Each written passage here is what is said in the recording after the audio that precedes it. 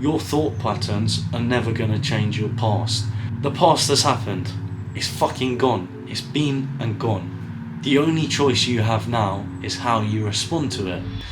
If I could actually speak to my younger self and just have a general chat, what sort of things would I want him to know? The first thing I would want him to know is he is not a product of his past mistakes. And everyone in life has some sort of shit. So whether your childhood has been good or not, you are a product of what you've learned since a young age. So if your parents haven't installed morals in you, or you just feel a bit lost in life, that does not define who you are. And a lot of the time you beat yourself up because a lot of the mistakes you make are a product of your mum and dad's thought patterns which have been installed to you since a young age. Like if you think about a computer runs on software, and based on how good its software is, that will determine the sorts of decisions it makes and how quickly it executes tasks. So you're the product of the programs that your parents have installed in you since a really young age. So you can't blame yourself for when you're young making all these stupid choices. That doesn't make you a bad person. What you need to do is look at the software programs that have been installed by your parents. So looking back on my life, on my dad's side, he was very angry, frustrated, drank a lot. I was around that a lot growing up. Seeing that made me angry at the world and angry at life. Like, why did I have to go through that? Why, when I saw my friends who had kind of stable backgrounds, was I stuck with someone so angry at the world? And that bled into my actions at school. Growing up, I was just a very angry kid. And if you just take a minute to stop and think, going back to that programming analogy, my dad was angry because he was raised in a different generation. His dad was also an angry man who installed his programming into my father. So I can't blame my dad for being angry, for drinking, because he didn't know any better. That's the way he was raised. When you change your perspective to be less judgmental of your parents and realise, hang on, they're just a product of their programming just as much as I am. They're not bad people. They may have made bad choices, but that was just due to the way they had been raised. And you've got to remember, you can only be accountable for things that you can change. There's no point worrying about shit you can't affect.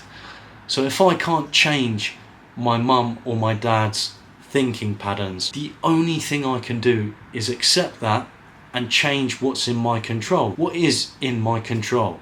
That's the way I think. And it's not something easy. You can't just change 10 years of programming overnight. And it takes a lot of self-discovery and a lot of pain, a lot of making those wrong decisions and trying to learn and better yourself from those past mistakes. So when I look back at so many of the bad things, bad decisions I made growing up, I try not to look at them with regret now. If I hadn't made all those mistakes, I would not be where I am now. So I'm a past product of my past mistakes, and all those individual mistakes have been lessons. So you either take it as a loss or you take it as a lesson, and it's a lesson if you learn something from it. And what I took all of those negative experiences to form the ideal sort of person I want to grow into. So I know when I have a family, when I have kids, I want to be a fair, patient man.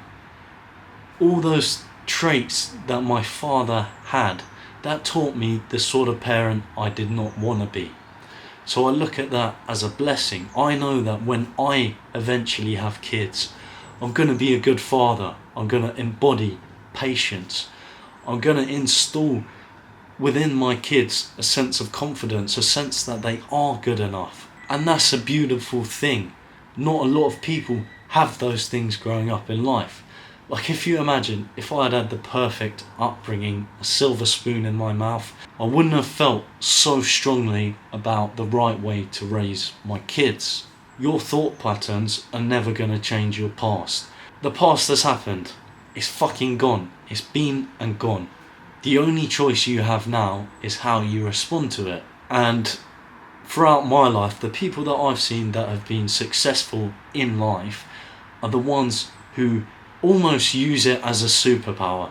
Their past they use to install a deep sense of righteous, of what's right and wrong, and then use that to tackle new challenges that come their way. So you can either choose to be a victim of life and let your past define who you are, or you can take it as a lesson and use it to mould and shape you into who you want to be.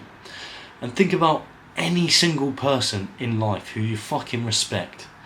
I guarantee you they have been through pain, they have been through suffering, because without those things you cannot change, you cannot grow, you can't become better than the average person. So if you are going through pain right now, whether that's with school, with family, with life, you don't feel happy, just know better days are coming, and view your life now as a training ground. The things you are going through now, they're gonna define who you're gonna become. So start viewing these negative things as lessons, use it as fuel, use it as motivation to become better, to do better. And if you don't have any positive role models in life, if you're a bit of a lone wolf, my biggest advice to you, everyone knows you're the sum of the 5 people you hang around the most with.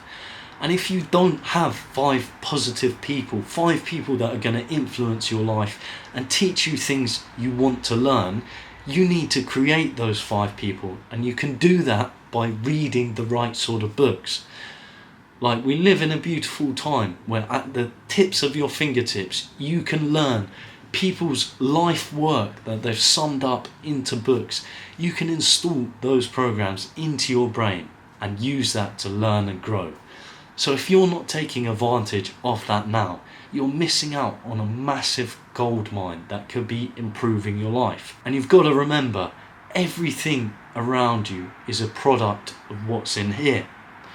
If you're not happy with your external life, rather than looking at other shit, rather than thinking, oh, I want more money, I want a car, I want this, I want that, instead look inwardly.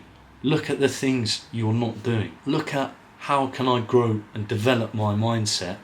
Because once you sort the things up here, once you develop frameworks and install software into your mind that's going to positively impact your life, everything else will fall into place. So if you don't know where to start by working on your mind and do the inward work first, and then the external reality will follow suit.